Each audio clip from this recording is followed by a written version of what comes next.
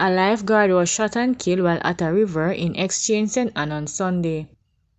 He has been identified as 27-year-old Tevin Simpson, otherwise called Nunupus, of Antomouth Middle Street Exchange in the parish.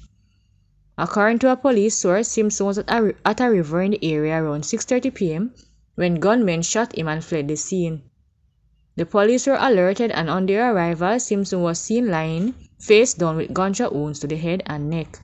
He was taken to hospital where he was pronounced dead.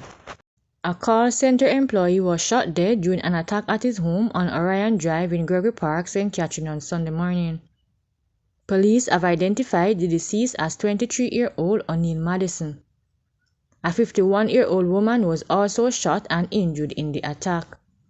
She is being treated at the hospital. Reports reaching Observer Online are that about 9:45 a.m., the two were at home when they were pounced upon by two men armed with handguns.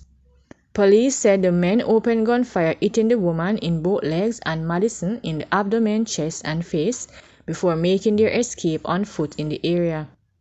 Madison died on the spot, but the woman was rushed by residents to hospital where she was admitted.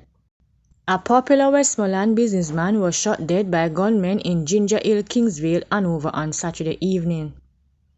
The deceased has been identified as 30-year-old Davish Mantani, otherwise called Bob, from West End in Negril. It is reported that around 5:30 p.m. Mantani, who operated the One Spot supermarket and haberdashery in Ginger Hill, was behind the counter at his business place when two men rode up on a motorcycle. According to information reaching Observer Online, the men parked at the front of the business place and the pillion alighted and entered the supermarket. Police said the man fired 3 shots, hitting Mantani, and then returned to the waiting motorcycle and left towards Flamstead. The authorities were summoned and the businessman rushed to hospital where he was pronounced dead. The body was later removed to the morgue pending a post-mortem examination. No motive has been established for the killing, the police said.